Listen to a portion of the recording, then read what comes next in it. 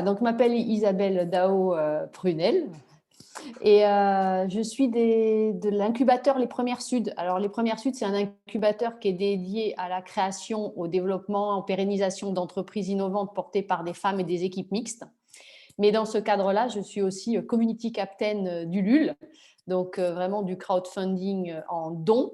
Et on travaille avec d'autres plateformes en fonction des besoins de nos incubés. Et donc, on a aussi vocation à faire des présentations, à présenter le crowdfunding et à aider en fait l'ensemble des entrepreneurs sur la région sud.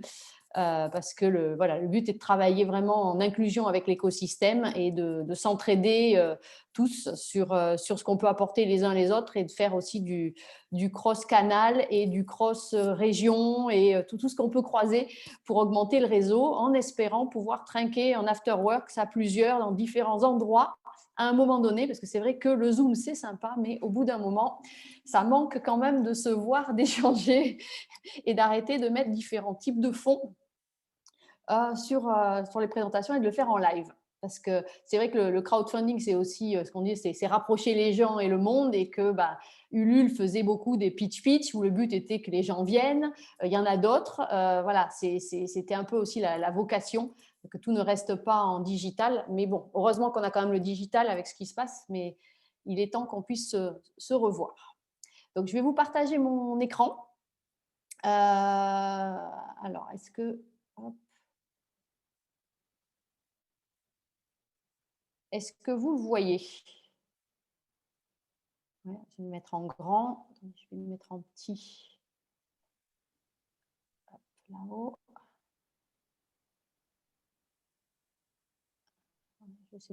Sinon, comme j'ai un petit ordi, je vais essayer de vous voir et de voir la présentation. Bon, donc, je m'étais présentée, voilà.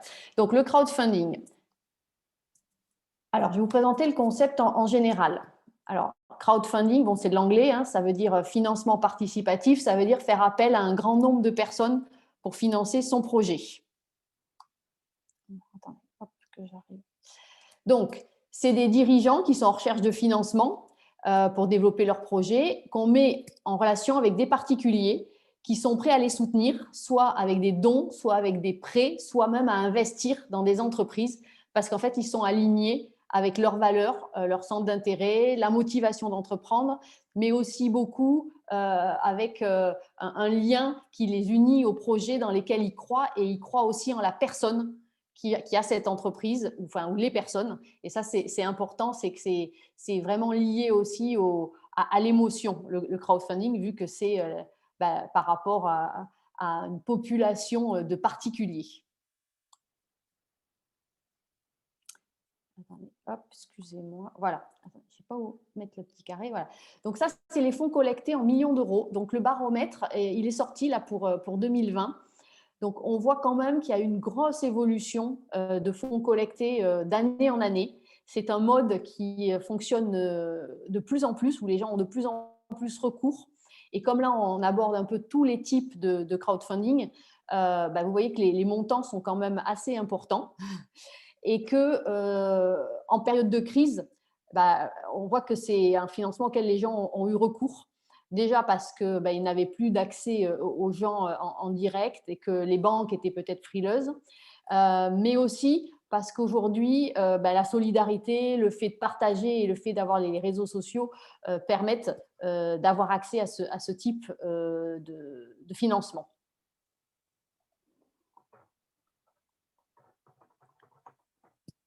Voilà. Donc, voilà un peu les fonds qui sont collectés par typologie.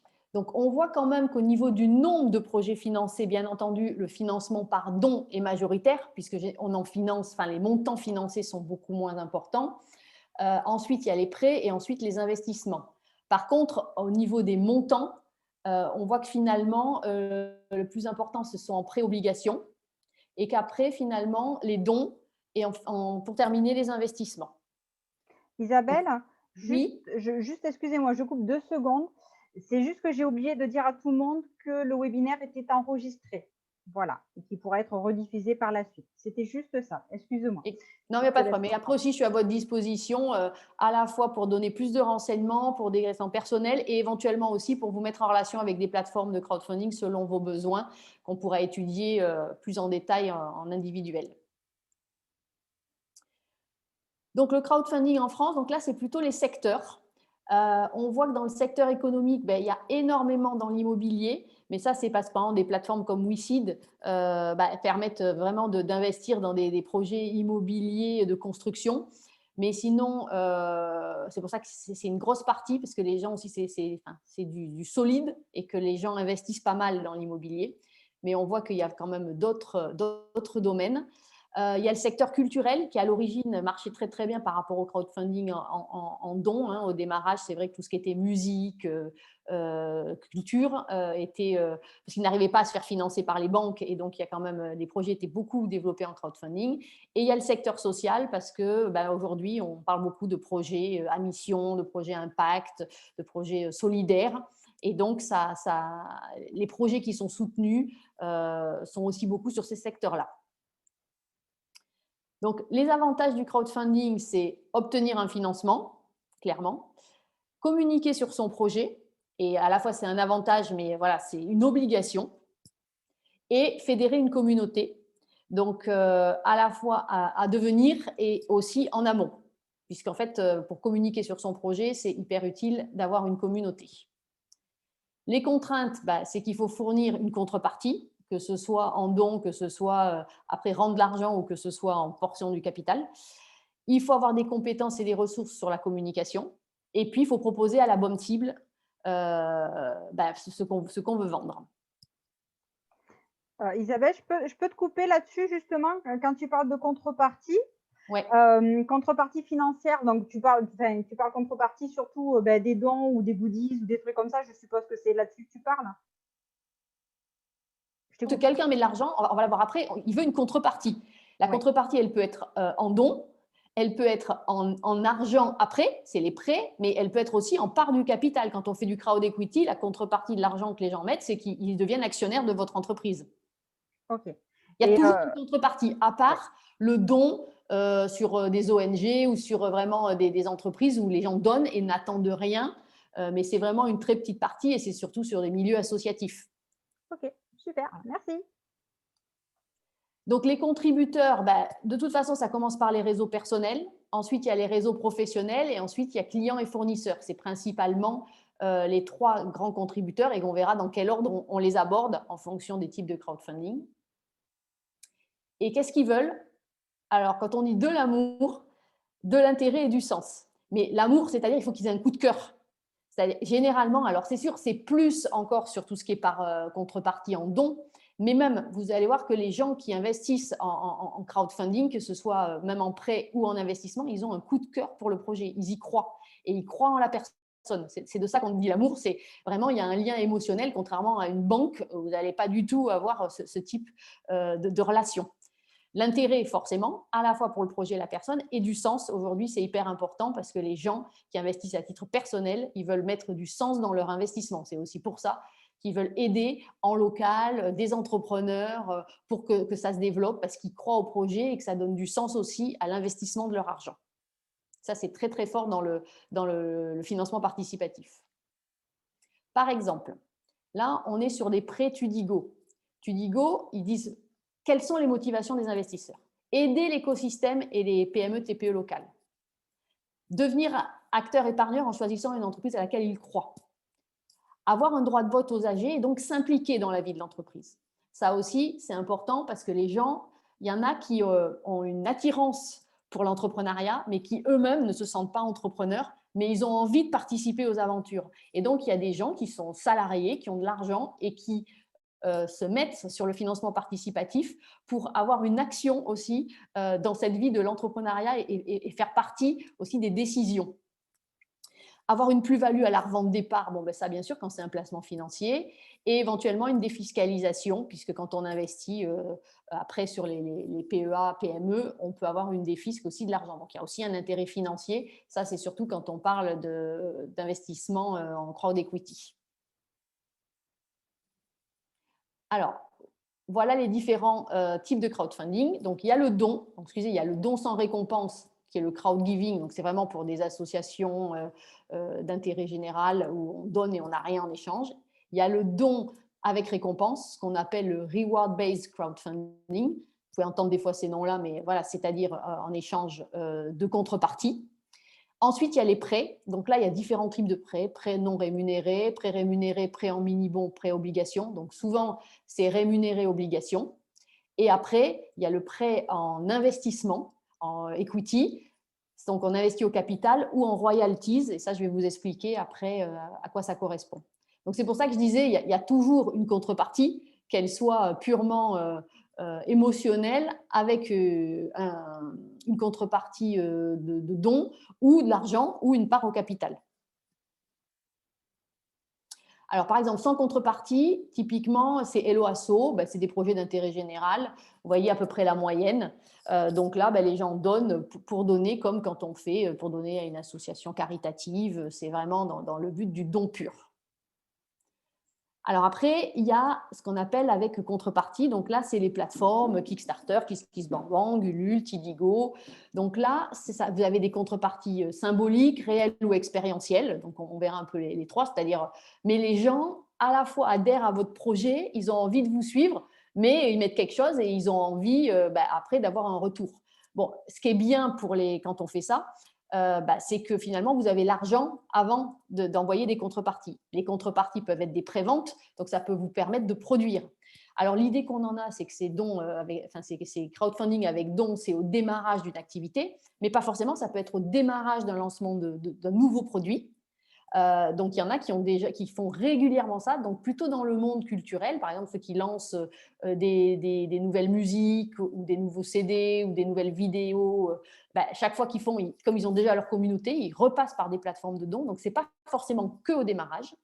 Et puis, ça peut être malheureusement aussi, des fois, pour de la survie. On en a eu qui ont fait des campagnes de crowdfunding par don au moment du Covid pour les aider à passer une étape. Donc, c'est surtout du B2C, en effet, puisque c'est les personnes individuelles qui achètent, mais ça peut être du B2B2C, c'est-à-dire que c'est des gens qui vont vendre en B2B, par exemple, à des distributeurs, mais qui ont envie de faire connaître leur marque aux grands consommateurs, parce que c'est lui qui va aller chez ces distributeurs et les acheter. Et après, voilà, la moyenne, là, est à peu près à entre 5 et 6 000 euros, les moyennes récoltées. Donc, ce que je disais, c'est soit des produits marchands, soit de l'expérience, donc un cours, un atelier, une visite, soit symbolique, une serviette, une plaque nominative, donner le nom du prochain film en incluant votre prénom en fonction des donations. Donc, c'est vraiment ces trois types de contreparties que les gens attendent sur ces plateformes de crowdfunding en don. Alors, à quel stade ? Il faut déjà que ça soit en activité, donc forcément pour être éligible.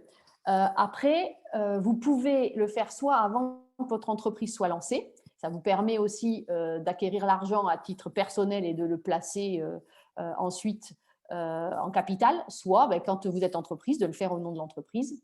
Bon, plus ou moins 5 000 en moyenne, donc c'est entre 1 000 et 30 000. Et là, vous verrez que le montant que vous demandez aussi dépend de votre communauté qui va vous suivre, puisque normalement, la première communauté, le premier cercle qui vous suit, il faut à peu près 30% du montant. Donc, ça dépend vraiment où vous en êtes. Vous pouvez très bien ne pas avoir encore lancé votre boîte, mais avoir une grosse communauté parce que vous aviez un blog à côté, ou pas forcément. Donc, ça, c'est vraiment lié.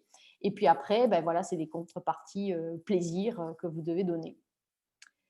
Après, sur le crowdfunding en don, il y a ceux qui sont tout ou rien, c'est-à-dire où vous réussissez à atteindre votre montant et vous avez tout plus s'il y a plus, ou vous n'avez rien. Et il y en a, vous avez que ce que vous allez atteindre, même si votre objectif est de 5 000, vous atteignez 4 000, vous avez 4 000. Donc ça, en fonction des plateformes, c'est différent.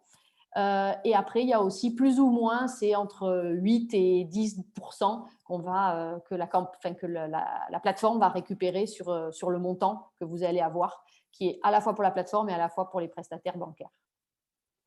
Ensuite, le prêt, donc ça peut être soit obligation, soit à taux fixe. Donc là, il faut déjà avoir une entreprise qui marche parce que forcément, c'est après 2 ou 3 exercices parce que c'est comme les banques, ils ne prêtent pas à des gens qui démarrent. Il faut vraiment dû avoir une assise financière et des ratios. Donc là, vous avez plusieurs acteurs sur le prêt. Il y a Crédit.fr, October, Lendopolis, Studigo. Donc là, voilà, les montants sont déjà différents, c'est entre 10 000 et 1 million d'euros. Isabelle, je peux te couper du coup? Oui. Pour les entreprises qui ont déjà créé et qui veulent développer, hein, comme tu disais tout à l'heure, on peut le faire à tout moment de la vie d'une entreprise. Si elles veulent développer un nouveau produit, est-ce qu'il y a des questions ou quand savoir quand est-ce que c'est le bon moment pour faire une demande de crowdfunding? Alors, généralement, le crowdfunding, à part si vous le faites parce que vous êtes en survie, le bon moment, c'est quand ça va bien.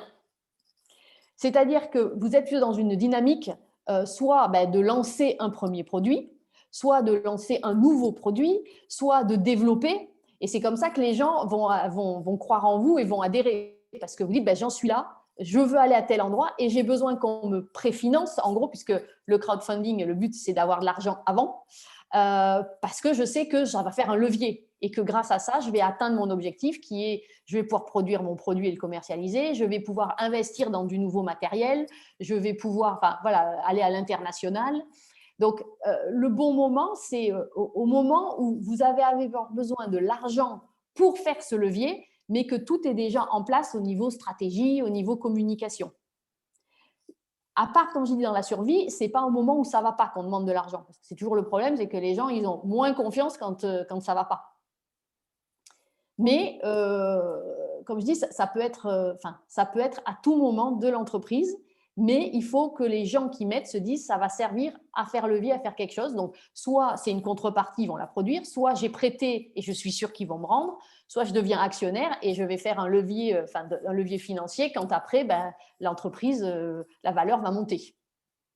Ok, super, merci. Donc, pour les prêts, c'est ceux qui ont besoin de trésorerie à court terme.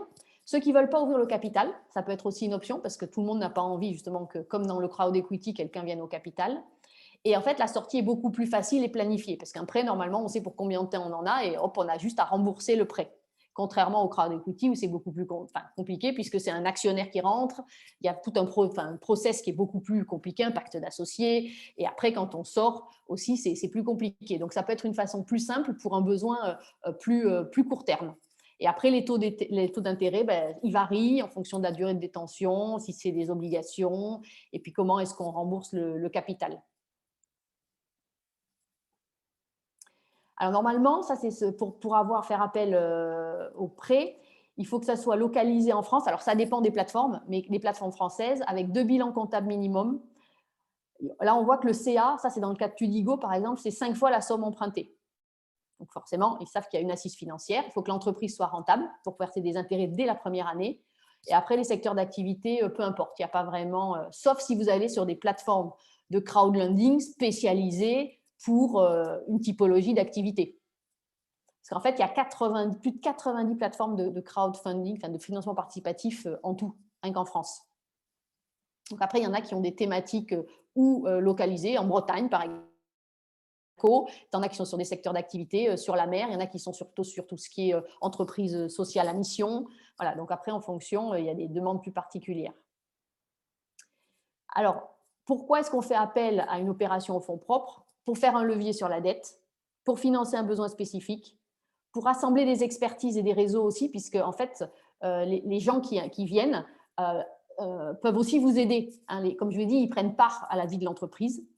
Si votre ratio bancaire est atteint, c'est un autre moyen aussi parce qu'on ne peut plus aller plus loin avec les banques, donc c'est un moyen d'avoir de cet argent-là. S'affranchir de la banque aussi, c'est-à-dire à un moment donné, quand on ne veut pas redemander ou repartir dans un prêt bancaire, et puis faire connaître sa société, parce que dans tout ce qui est crowdfunding, ce qu'on a dit, la communication est hyper importante et ça vous fait un très très bon levier de communication. Ensuite, il y a les royalties. Alors ça, c'est un financement en échange d'un pourcentage du chiffre d'affaires futur. Donc, c'est ce qu'on appelle aussi il y a le crowd equity et il y a les royalties. Voilà, c'était les deux branches. Donc là, on voit que c'est 62 000 euros. Donc, petit à petit, on voit que ça monte. Bon, dès que la structure est créée, parce que là, en effet, il faut être créé. On a We Do Good qui est plutôt sur quelque chose de généraliste et on a Ma Pharma Company qui est plutôt dans les produits pharmaceutiques. Comme je l'ai dit, certains sont vraiment focalisés sur des secteurs d'activité. Donc, c'est investir en royalties, c'est faire un pari sur le développement. Donc, en plus, en échange de l'investissement, bon, il y a un droit au pourcentage du chiffre d'affaires réalisé qui est versé régulièrement. Mais ce qui est l'avantage là-dessus, c'est que la personne qui investit en royalties, il est hyper impliqué puisqu'il va être financé sur le chiffre d'affaires et du coup, il devient prescripteur. Donc, c'est aussi un moyen d'avoir des gens qui deviennent ambassadeurs et qui sont intéressés à votre réussite et qui, du coup, vous aident aussi. Donc là, comme je disais, il y a vraiment une part émotionnelle qui lie la personne qui investit en royalties secteur d'activité qui peuvent vous aider puisqu'ils ont tout intérêt à ce que ça fonctionne. Donc ça, c'est le premier. Et puis, comme je dis, c'est la revente d'actions nécessite du temps, tout ça, alors que les royalties, c'est des versements aussi beaucoup moins compliqués.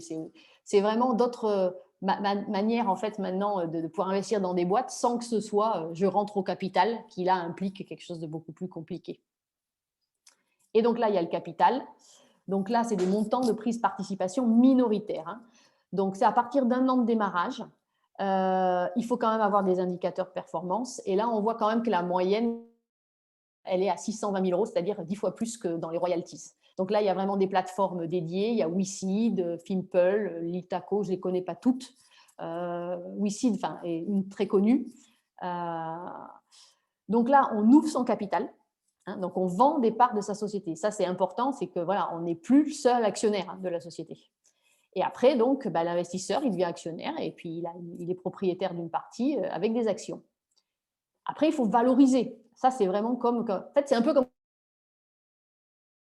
c'est la même chose, c'est qu'il y a des gens qui rentrent au capital et on valorise. Donc, il y a les valorisations par rapport à l'entrée, par rapport à la sortie. Donc là, c'est toute une méthode différente. C'est pour ça que beaucoup de personnes préfèrent avoir accès au financement participatif autre que cette prise de participation au capital. Parce qu'on cède un pourcentage proportionnel au montant recherché. Ça, c'est évident et c'est toujours minoritaire. Donc, il y a un pacte d'associés avec un bulletin de souscription. Et ensuite, par contre, les actions ne sont pas cotées forcément puisqu'on n'est pas en bourse. Aujourd'hui, c'est de l'actionnariat individuel et c'est un lien entre vous et l'actionnaire ou les actionnaires. Et du coup, on ne peut pas revendre n'importe comment les actions. C'est vraiment nominatif et vous cédez tant de pourcentage à tant de personnes. On n'est pas sur un marché boursier. Donc, il y a quand même cette relation de proximité et des sites comme WeSeed, quand vous investissez, ils vous donnent des rapports sur qu'est-ce qui se passe dans la société. Les entreprises sont obligées aussi de donner des données pour rassurer l'actionnaire. On fait des bilans tous les ans sur où ça en est, est-ce que la valorisation a augmenté. Voilà, il y a vraiment une relation et on passe par des plateformes qui s'occupent de gérer toute cette relation aussi bien que parce que certains, sur WeSeed, par exemple, ils peuvent faire une capitalisation une fois, 2 fois, 3 fois. Et souvent, c'est les mêmes actionnaires qui remettent parce qu'il y a toujours ce lien. Quand on investit, même en capital, c'est parce qu'on croit dans la boîte, on croit dans les valeurs. Ça, c'est vraiment fondamental.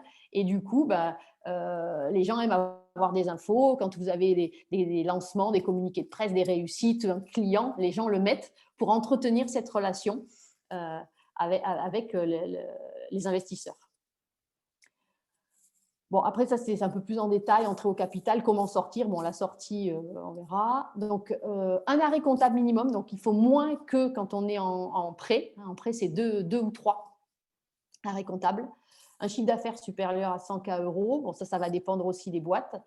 Les secteurs d'activité, c'est souvent du B2C ou du B2B2C, comme je vous l'ai dit. Donc, il y a vraiment une relation de boîte en B2B.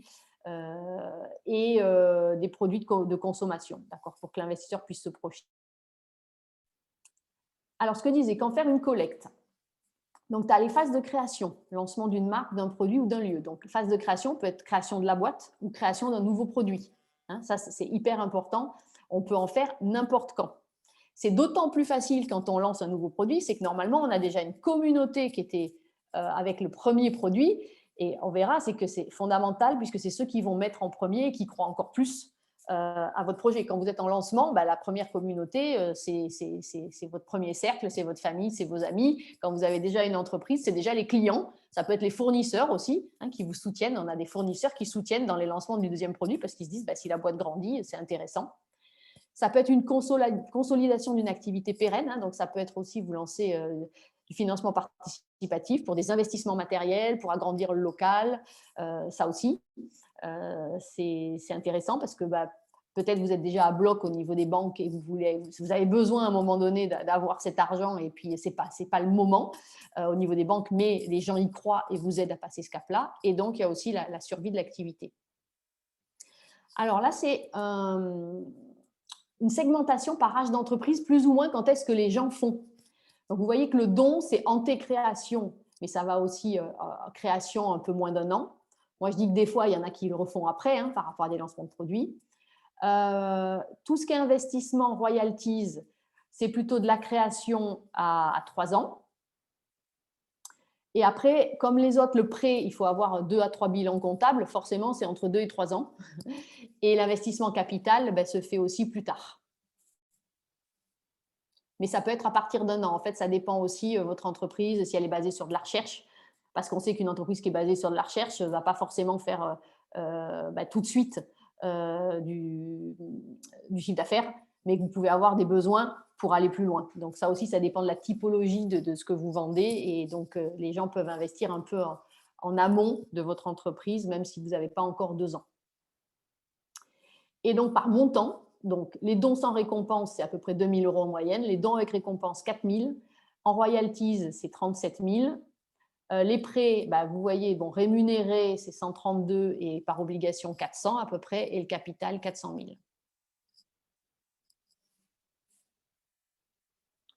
Bon, ça, c'est à peu près pareil, mais on voit à peu près le nombre de contributeurs par projet. Donc, forcément, avec dons, c'est 197 par rapport à d'autres. Mais les prêts non rémunérés, bon, ça, c'est vraiment… c'est comme de la love money, hein, parce que qui c'est qui va vous faire un prêt non rémunéré? C'est des gens qui croient en vous. C'est la famille. Hein. C'est pour ça que normalement, il y a très peu de contributeurs. Mais il y a des plateformes pour vous aider à faire ça, parce qu'on ne peut pas faire un prêt comme ça, hein, même en famille. On n'a pas le droit. Donc, il y a des plateformes pour ça. Les prêts rémunérés, mini-bon, je ne connais pas bien. Obligations et après, investissement en capital et en royalties. Alors après, c'est les coûts, parce que forcément, il y a quand même des coûts. Quand c'est en don, c'est surtout de 0 à 12% du montant levé. Donc, c'est en don sans contrepartie, c'est 0. Plus ou moins, c'est 8%, 8-10% en fonction des plateformes. La TVA, en plus, si déjà vous avez créé, si vous êtes en personnel, il n'y aura pas de TVA. Et le coût des contreparties, qui est vraiment à prendre en compte, parce que dans l'argent que vous avez, soit c'est de la prévente, et ça tombe bien parce que le coût des contreparties, c'est le produit, mais si vous avez besoin pour faire quelque chose et que vous envoyez des goodies, ça sera déduit, le coût de la contrepartie plus l'envoi, ça sera déduit de l'argent que vous allez recevoir à la fin. Après, en prêt, c'est plus ou moins de 0 à 10%, mais vous avez des frais de dossier et un pourcentage du montant levé. Et en investissement, les frais de dossier sont un peu plus hauts. Le montant levé peut être le montant levé peut être le montant prélevé peut être de 2 à 10% du montant levé. Ça dépend parce que plus il y a beaucoup, plus le pourcentage est faible. Et après, il y a des frais de gestion et bien sûr, après, il y a les frais de royalties et fixe et plus-value à la sortie. Bon, ça, c'est un tableau qui fait un peu un comparatif. Je pourrais vous l'envoyer parce que là, en fonction de l'engagement, de la dilution, du coût, de la stratégie de sortie, des perspectives et en fonction des différentes typologies, ça, il faut l'analyser en fonction du moment pour vous voir ce qui peut être le mieux. Alors, dans les suites à donner, c'est ce qu'on dit, c'est qu'il y a l'effet de levier, la visibilité, la communauté et les contacts. Alors, les bases, quel que soit le crowdfunding, parce que souvent on s'imagine à qui, quoi, comment, quand. On fait ça quand c'est des campagnes par don, c'est au démarrage. Mais quand même, c'est toujours pareil. Vu que vous faites appel à des particuliers, c'est pas du tout façon. Il faut vraiment que la personne soit impliquée avec vous. Donc, à qui? Il y a les fameux 3 cercles et ils sont vrais pour tout. Le premier cercle, c'est ce qu'on dit la famille, les contacts proches. Donc, en gros, c'est les gens à qui vous pouvez envoyer un SMS. Ensuite, vous avez les amis d'amis, les followers, c'est plutôt les gens à qui vous pouvez envoyer un mail. Et ensuite, le grand public, c'est les gens qui seront connus, qui vont vous connaître par d'autres moyens, par la presse, par les relais des plateformes. Et ça marche toujours comme ça, en fait. C'est fondamental de comprendre que quand on fait du crowdfunding, vu qu'on fait appel à des gens, il faut avoir une communauté. C'est utopique de croire qu'on peut lancer, et même dans les croix d'equity, si vous passez, il faut que les gens mettent. Donc après, ce n'est pas forcément votre famille, mais il faut que vous ayez des gens qui mettent tout de suite. C'est comme quand vous allez au restaurant, ben, les gens ont tendance à aller au restaurant. Dans les restaurants, il y a déjà des gens assis. Ben, c'est pareil. C'est-à-dire que si vous n'avez pas un premier cercle qui met rapidement, les gens ne viennent pas mettre parce qu'ils n'ont pas confiance. Et ce premier cercle, il faut qu'ils mettent rapidement. Il ne faut pas l'étaler. Donc, en fait, il y a énormément de campagnes en amont quand vous faites une campagne de financement participatif pour expliquer que vous allez vous lancer et que vous allez avoir besoin de personnes. Donc, c'est hyper important de cibler qui va pouvoir mettre de l'argent dans votre entreprise. Je peux te couper 2 minutes? Oui. Ouais, juste, on prend l'exemple du crowdfunding. Tu lances ta communication, tu commences à avoir des dons, mais par contre, tu ne la finalises pas. Qu'est-ce qui se passe? Alors, ça dépend des plateformes. D'accord. C'est-à-dire qu'il y a des plateformes où ce que je dis, c'est le tout ou rien. C'est-à-dire, par exemple, Ulule, où tu dis go, c'est je veux atteindre 4 000 €. Si je ne les atteins pas, j'ai 0. Il y a des plateformes, si tu atteins 3 000, ils te donnent les 3 000. D'accord. Par contre, le fait de dire pourquoi est-ce qu'ils font ça, les plateformes du tout ou rien, parce que ce n'est pas juste pour embêter les entrepreneurs, c'est que quand on dit les gens, ils vont pas l'atteindre, enfin, s'ils n'atteignent pas les 4 000, ils vont tout perdre, ça incite énormément à la fin les gens à mettre. D'accord. Alors que si on dit il a voulu 4 000, il a 3 000, les gens ils disent écoute, il aura déjà 3 000. Donc c'est vrai que c'est un vrai moyen dans la com et dans le levier de dire écoutez, si je ne l'atteins pas, je ne vais rien avoir, et ça incite les gens à mettre. Après, il faut être intelligent et mettre le montant minimum dont on a besoin. Parce que tout ce qui est au-dessus, par contre, il est pour vous. Donc, il faut faire par palier. Souvent, dans les campagnes, on dit je veux 4 000, mais si j'ai 5 000, je vais aller là. Si j'ai 7 000, j'irai plus loin. Donc, les gens, ils se disent je peux continuer à mettre parce qu'en fait, ça ne fait qu'augmenter la taille des actions que l'entreprise va faire. Ou si c'est en pré-vente, tu dis, moi, j'ai besoin de 100 pour commencer à produire. Si elle a 150, tant mieux. Après, il y a les revers de médaille. Je ne sais pas si vous connaissez Respire, qui a fait une campagne qui voulait 100 déodorants et qu'on lui en a demandé 10 000. Donc, elle, au niveau du process après de fabrication, c'était plus de l'artisanat. Donc, en fait, au lieu de donner les contreparties en 3 mois, il lui a fallu 8 ou 9 mois pour arriver à donner les contreparties parce que ça a explosé. Bon, mais elle avait une super communauté à côté. Et ce que je veux dire, c'est que c'est tout un rapport entre quel est le minimum que je veux avoir et jusqu'où je peux aller. Ce n'est pas vrai sur toutes les plateformes, mais si certaines font ça, c'est que ça incite vraiment, pas le premier, puisque c'est tout de suite, le deux non, mais on voit souvent les campagnes, elles font ça. C'est à le premier cercle, après c'est un peu la mort, puis après ça remonte, et souvent, dans les derniers jours, ça part parce que les gens ils disent, si je ne le mets pas maintenant, il n'aura pas son montant. Ok, super, merci beaucoup. Donc, on revient à nos cibles, réseau personnel, réseau professionnel, client-fournisseur. Donc, forcément, en fonction d'où vous êtes, ce n'est pas exactement la même chose. Le réseau personnel est hyper important quand vous êtes en don. Après, si vous êtes aussi, ce qu'on avait vu, les prénoms rémunérés, forcément. Mais après, plus vous montez, plus ça peut être vos clients, fournisseurs, les réseaux professionnels. Et puis, les plateformes aident, forcément. Les plateformes sur lesquelles vous allez, ils ont aussi un réseau. Mais il faut savoir qu'ils vont mobiliser leur réseau d'investisseurs, de donateurs, encore plus si votre campagne, elle part super bien. Parce que souvent, les gens ils disent « Ouais, mais pourquoi certains sont mis en avant et pas moi ?» Parce qu'en plus, ils mettent en avant des campagnes qui marchent. Mais le but, c'est de mettre en avant des campagnes qui marchent pour arriver à atteindre les plafonds et que les gens, les donateurs qui sont réguliers, ils veulent aller sur des choses où ça marche. Les investisseurs aussi. Et ils ont confiance dans la plateforme sur laquelle ils sont, que si la plateforme leur pousse certains projets, ils ont confiance dans ce qu'on va leur dire. C'est pour ça que il faut trouver la bonne plateforme parce qu'on va dire, par exemple, sur le don, Ulule, c'est la plus grande en France. Donc, ça peut être super parce que du coup, il y a plein de gens qui vont me voir. Et en effet, et puis c'est sur des valeurs, c'est très bien. Après, il y en a qui disent « Ah ben, mais moi, je suis plutôt dans les produits agricoles, je vais aller sur Mimosa. » Parce qu'en fait, il y a moins de gens qui me voient, mais par contre, c'est des gens qui veulent soutenir ce type de secteur d'activité. Donc après, c'est toujours stratégiquement à faire un petit benchmark en regardant où est-ce qui est le mieux. C'est comme de dire, moi, je vais aller à l'international, je vais aller sur Kickstarter plutôt que d'aller sur Ulule. Mais si tu n'es déjà pas connu, les plateformes où il y a encore plus de gens et encore plus à l'international, en fait, c'est comme une aiguille dans une botte de foin. Donc, Enfin, faut vraiment réfléchir, c'est fondamental et c'est pareil pour après même le crowd equity ou le crowdlending. Il faut vraiment choisir.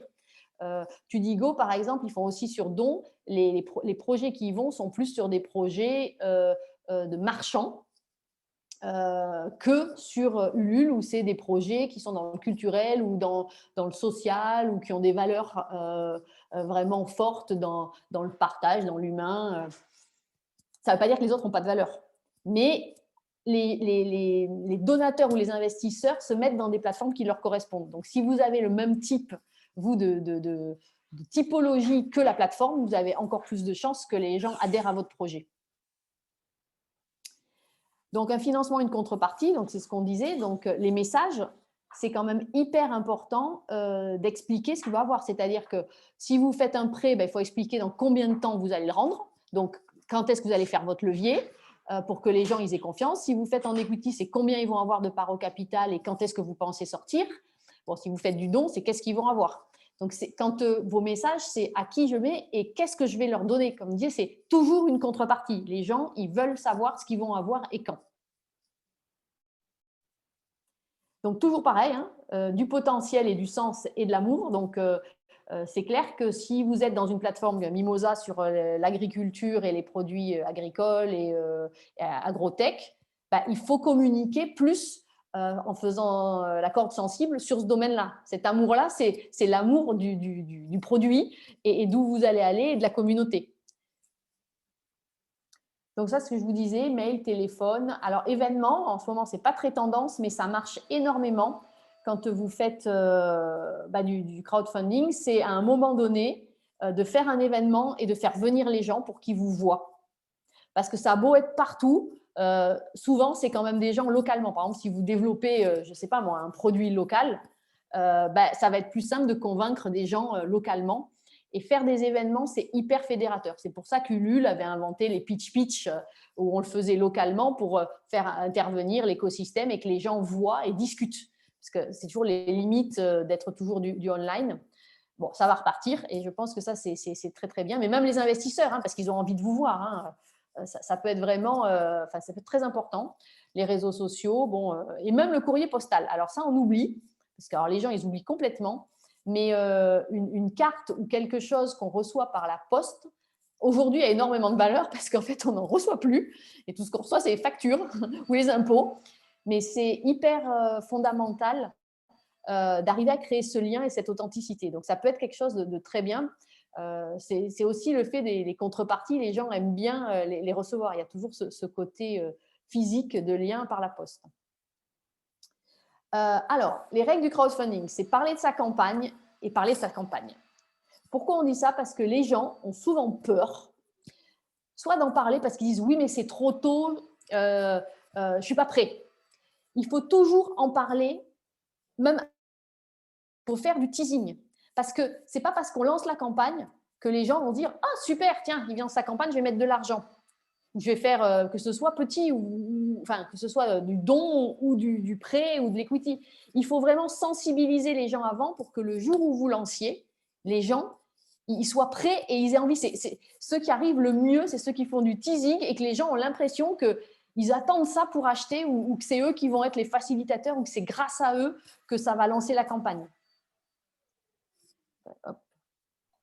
C'est vraiment ça, c'est hyper important là-dessus. Et de parler en amont, même si vous n'êtes pas complètement prêt. Par contre, il faut que votre com, vous sachiez de quoi vous allez parler. Ce n'est pas « je ne suis pas prêt et je dis n'importe quoi ». Mais ce n'est pas parce que tout n'est pas prêt qu'il ne faut pas en parler. Donc là, il faut vraiment des professionnels de la com. Vous pouvez vous faire aider parce que ça a l'air simple, mais ça ne l'est pas. Et encore plus après en equity, parce que alors là, vous parlez à des investisseurs. Et donc, si vous parlez à son banquier, c'est déjà pas facile, mais à des investisseurs, il va y avoir des questions qui vont vous poser, il faut savoir y répondre. Et même si vous n'avez pas toutes les réponses, c'est vraiment fondamental de se préparer à cette communication et de la faire monter en puissance. Isabelle, je te coupe. Quand Oui. est-ce que, donc sur la question quand, est-ce qu'il y a une période en particulier dans l'année pour lancer un crowdfunding ou il y a une saisonnalité ou pas du tout? Ou c'est en fonction de l'activité, ça peut être on évite que le mois d'août tombe dedans. Voilà. Bon. Tant qu'à faire, c'est les congés. Voilà. Donc, après, ça dépend le temps que vous allez le faire durer.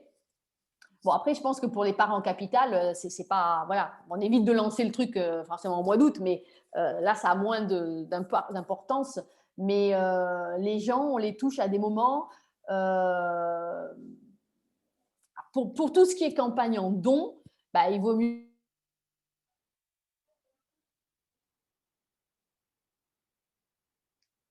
aux contreparties, si c'est Noël, si votre intérêt c'est que les gens puissent les recevoir avant Noël, il vaut mieux faire jusqu'en juin, parce que de toute façon, il vous faudra du temps pour les envoyer. C'est stratégique, mais il y a des moments où on sait que c'est creux. Après, pareil, pour les prêts, il faut voir… les prêts, c'est plus quand est-ce que vous allez avoir besoin, combien de temps vous allez avoir à mettre. Mais là, c'est moins saisonnier. Mais en effet, lancez pas en juillet, quoi, parce que là, c'est mort. Là, vous perdez 2 mois et voilà, les gens au mois d'août, ils sont pas là, ils regardent pas et voilà. Après, peut-être que là, en ce moment, c'est les années où on est, c'est un peu particulier parce que voilà, on ne sait pas trop, mais bon, évitez le mois d'août de toute façon. Okay. Merci beaucoup. Alors là, on voit, hein, c'est des nombres d'actions de communication pendant la campagne et ça, c'est tout le crowdfunding. Hein. C'est pas croire qu'il faut que communiquer quand c'est en don. Hein. Comme je dis, c'est quel que soit le type. Alors, excusez-moi, j'ai le téléphone qui vibre. Voilà, donc 71% des entrepreneurs ayant mené 15 actions de communication ont plus ont réussi leur campagne. Ceux qui en ont moins de 15, ils n'ont pas réussi. Alors, ça paraît action de communication, ils disent, hein, les posts, Facebook, tout ça, mais 15, c'est 15 ou plus. Hein, parce que quand vous… c'est tous les jours que vous devez informer, envoyer, mettre des news, parce que les gens ont besoin d'être rassurés, ceux qui ont investi, et ont besoin, parce qu'en plus, ils peuvent vous recommander, et puis en même temps, ils ont besoin de voir que vous êtes vivant. Hein. Parce que clairement, on vous oublie. Quelqu'un, tu reçois un truc, tu dis « Ah ouais, c'est sympa ce projet. Oh, je ne vais pas mettre maintenant, je vais voir si ça évolue. » Mais clairement, si au bout de tous les jours ou tous les 2 jours, vous recevez un truc en disant « Ben voilà, j'ai atteint 20%, j'ai atteint 25%. » Vous avez envie en plus de suivre l'histoire. Donc, c'est fondamental, mais par différents biais. Alors, sur des plateformes, vous avez des moyens aussi d'envoyer des news à ceux qui ont déjà investi. C'est important, mais il faut continuer. C'est pour ça qu'il faut monter graduellement. Il ne faut jamais aller de 1 au 3e cercle. Ça ne sert à rien d'aller faire une parution presse si vous n'êtes qu'à 25% du montant, par exemple. Parce que la presse, ne va pas relayer. Et puis, donc, vous allez vous griller. La presse, le 3e cercle, par exemple, on ne le déclenche qu'à partir de 80-85%. C'est vraiment pour le dernier. Parce qu'un projet qui est à 85%, là, ils ont envie de dire, ben voilà, soutenez-les, ça va gagner. Quelqu'un qui est à 15, on dit, ben purée, il n'a même pas réussi à faire venir les 30% de son premier cercle. Donc, il y a vraiment des règles à respecter, dans quel ordre, à quel moment, quelle action. Et la courbe, elle fait toujours comme ça monte super premier cercle, ça descend, et ça remonte vers la fin. Donc, il ne faut pas désespérer, mais c'est de la longue haleine, c'est fatigant, c'est chronophage. Donc, il faut quand même se préparer à ça. Hein. C'est-à-dire qu'il faut avoir quelqu'un dédié à la com.